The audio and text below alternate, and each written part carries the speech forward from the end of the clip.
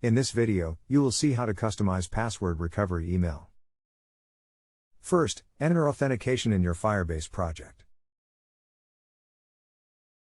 Then, select the Templates tab.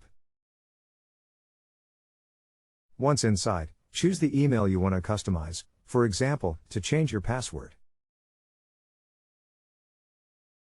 You can change the general language of the templates using the template language option.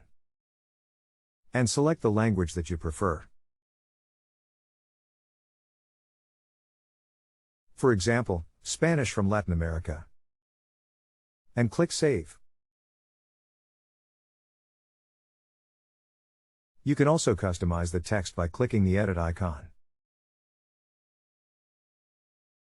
And here, you can edit the text using HTML.